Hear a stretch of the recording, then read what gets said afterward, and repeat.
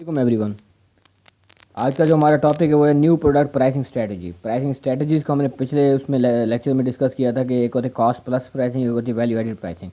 उसमें भी high low pricing और वेरी क्या कहते हैं हाई लो प्राइसिंग, और दूसरी भी हमने टाइप्स को पढ़ा था, गुड वैल्यू प्राइसिंग वगैरह। तो डिटेल से पढ़ा था इंशाल्लाह। तो आज जो है हम पढ़ेंगे न्यू प्रोडक्ट प्राइसिंग स्ट्रेटजी के। जो एक न्यू प्रोडक्ट हमने मार्केट में लॉन्च करना है, एक न्यू प्रोडक्ट हम लेके आ रहे हैं, उसकी प्राइसिंग हमने किस तरह सेट करनी है। उसकी बेसिकली दो वेज हैं, दो मेथड्स हैं प्राइसिंग को सेट करने के। पहला है जी मार्केट स्कीमिंग प्राइसिंग, दूसरी है market penetration pricing. Market penetration pricing, market skimming prices में एक सिंपल वर्ड्स में बता रहा हूँ कि स्कीमिंग का मतलब ये होता है कि प्राइसेस को बहुत हाई चार्ज करना। फ्यू प्रोडक्ट्स के लिए, फ्यू न्यू प्रोडक्ट्स के लिए प्राइसेस को बहुत हाई रखना। Charge very high prices for a few products, few new products. हमने कोई नए प्रोडक्ट्स लॉन्च किए हैं मार्केट में, उनकी प्राइस को बहुत ज़्यादा हाई हाई चार्ज करना। और तब हाई चार्ज कर सकते हैं जब हमारी एक तो कंपनी का जो ब्रांड इमेज है बहुत हाई हो, और दूसरी बात यह है कि प्रोडक्ट में वो इतने फीचर्स हों कि वो मार्केट में जाए और हाई प्राइसेस के साथ जाए, फिर भी एक्सेप्टेबल हो जाए। इसकी एग्जांपल है जी आईफोन। जो जो न्यू आईफोन है, जो नया आईफोन लॉन्च होता है मार्केट में,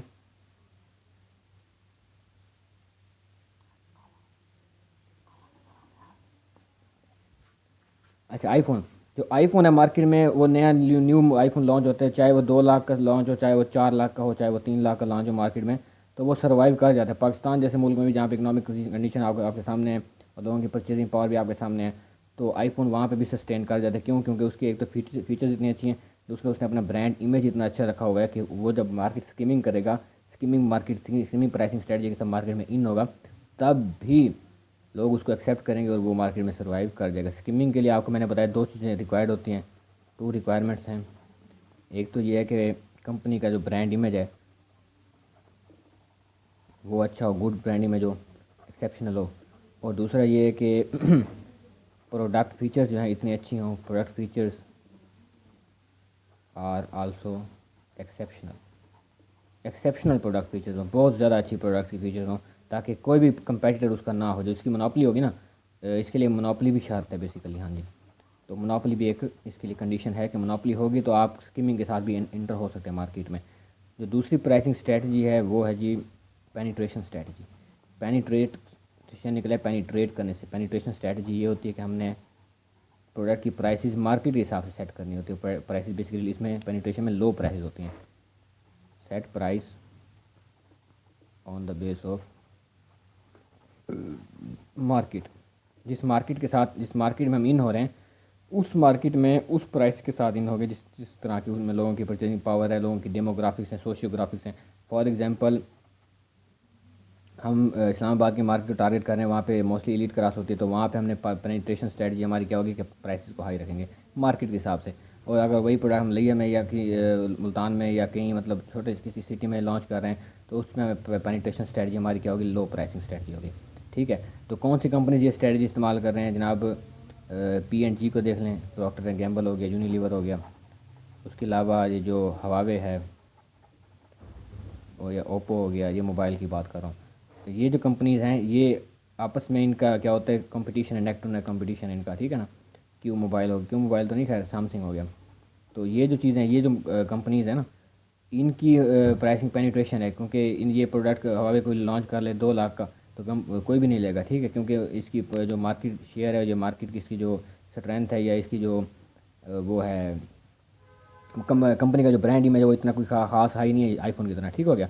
ओप्पो को लें या सैमसंग को ले लें। ठीक हो गया?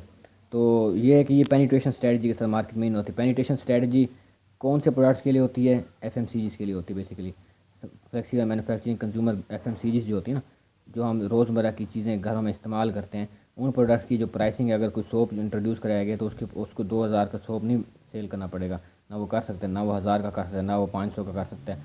तो उसको उसको जो है ना, ये 150, 150, 100, 50, 60 के रेंज में ही प्रोडक्ट को बनाना भी पड़ेगा और मार्केट में इसी प्राइसेस के साथ, क्योंकि पेनिट्रेशन है ना प्रोडक्ट की, कस्टमर के पास ऑप्शंस बहुत ज़्यादा हैं। तो जिसका जो मार्केट होगी प्योर कंपटीशन वाली मार्केट या परफेक्ट कंपटीशन वाली मार्केट, तो वहाँ पे जो प्राइसिंग स्ट्रेटजी होगी वो कौन सी होगी, पेनिट्रेशन होगी। जो मार्केट होगी मोनोपोली वाली, तो मोनोपोली वाली मार्केट के लिए स्कीमिंग होगी, मोनोपोली मार्केट के लिए। और प्योर कंपटीशन परफेक्ट कंपटीशन के लिए जो प्राइसिंग स्ट्रेटजी होगी वो कौन सी होगी, वो होगी जनाब पेनिट्रेशन। ओके।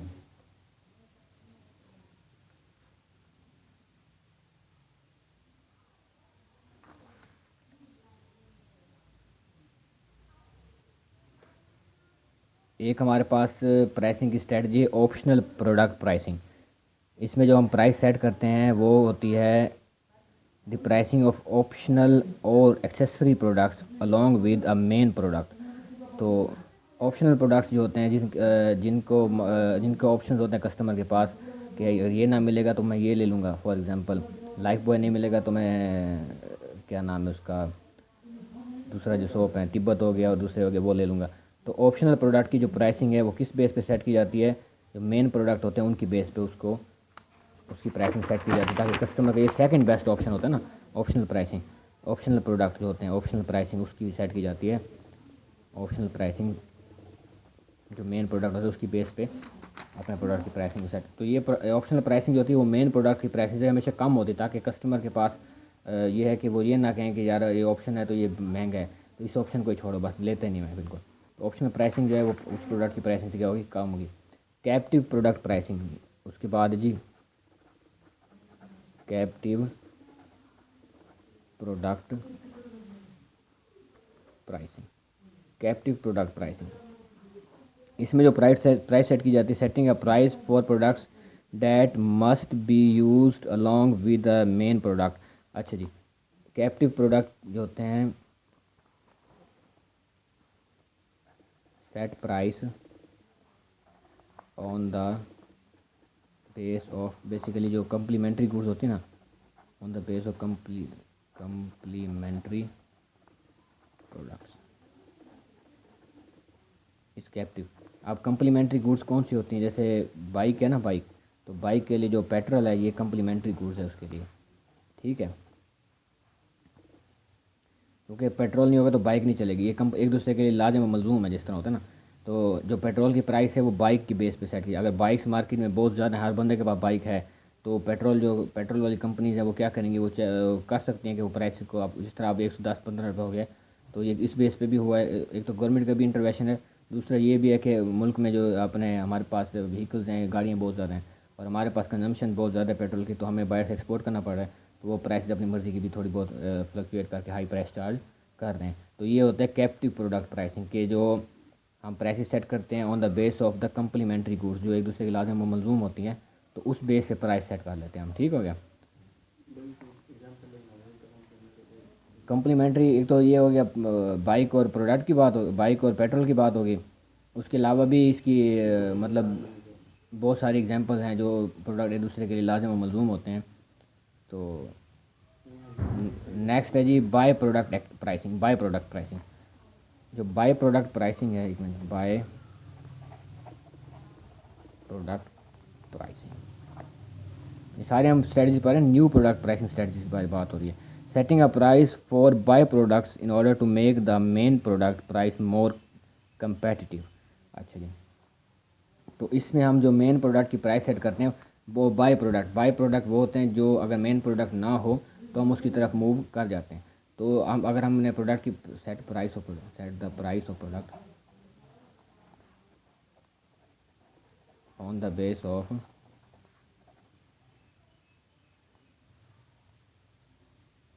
बाय प्रोडक्ट,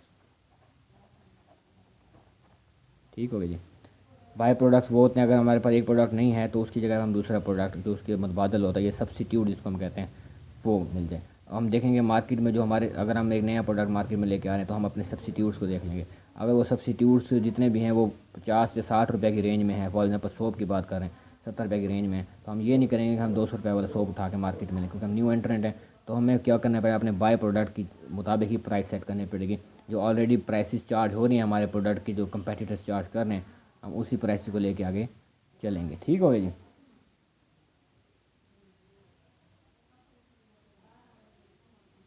अच्छा जी, अगली प्राइसिंग स्ट्रेटजी है प्रोडक्ट बंडल प्राइसिंग। इसमें हम क्या करते हैं, प्रोडक्ट्स अकेला नहीं सेल करते मार्केट में, हम 3 या 4 प्रोडक्ट्स का एक बंडल होता है, उसको इकट्ठा लेके आते हैं और उसकी एक ही प्राइस सेट कर देते हैं। हर प्रोडक्ट की अलग अलग प्राइसिंग सेट नहीं करते। जिस तरह बुफे होता है, या जिस तरह आप एग्जांपल ले लें कि जिस तरह मैं आपको बताऊं, जिस तरह इसकी पहले डेफिनेशन लिख देते हैं, setting price on the base of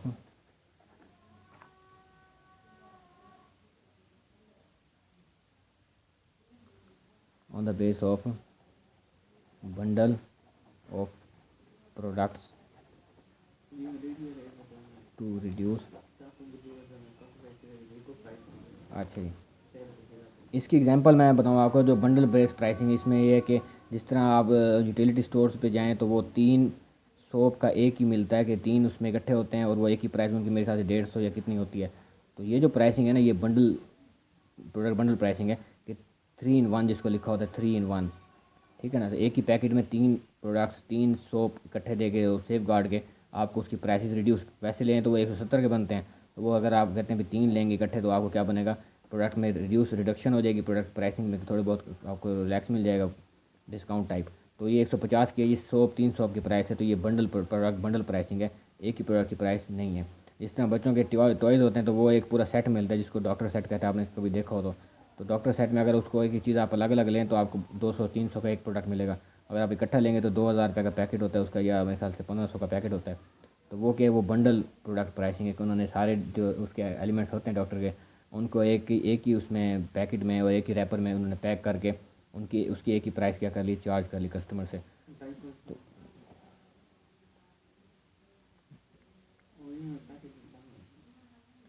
उसी तरह और भी बहुत सारी, हाँ, और भी बहुत सारे ऑप्शन हैं हमारे पास। जिस तरह ये हम बल्क में लें तो हमारे पास जो एक पूरा इसके डाइपर का एक पैकेट मिलता है पूरा 1200-1300 का, तो उस तरह ले तो हमें उसमें रिलैक्सेशन मिल जाती है। उसके अलावा अगर हम सिंपली अलग अलग लें तो कोई 25-30 रुपये का एक आता है, मतलब मीडियम साइज़ का। तो ये भी क्या है हमारे पास, ये भी एक बंडल प्रोडक्ट प्राइसिंग की बंडल स्ट्रेटजी है, ठीक हो गया जी। उसके अलावा उसके अलावा भी प्राइसिंग की कुछ स्ट्रेटजीज़ हैं, मैं आपको नेक्स्ट इंशाल्लाह वीडियो में उसकी डिटेल बताऊंगा। एफओबी प्राइसिंग है, यूनिफॉर्म डिलीवर्ड प्राइसिंग होती है, और साइकोलॉजिकल प्राइसिंग होती है, और सेगमेंट प्राइसिंग होती है, सेगमेंट की बेस पे करते हैं। जोन प्राइसिंग होती है, जोनल एरिया की बेस पे। डायनामिक प्राइसिंग और स्टैटिक प्राइसिंग और फ्रेट प्राइसिंग, मतलब बहुत सारी आगे भी टाइप्स है। जियोग्राफिकल प्राइसिंग, इनको हम इंशाल्लाह नेक्स्ट वीडियो में डिस्कस करेंगे डिटेल के साथ। अगर आपको इसमें कोई मसला हो इन प्राइसिंग स्ट्रेटजीज़ में, तो आप मुझसे कॉन्टैक्ट कर सकते हैं, कमेंट कर सकते हैं, और चैनल को सब्सक्राइब करें। Thank you so much.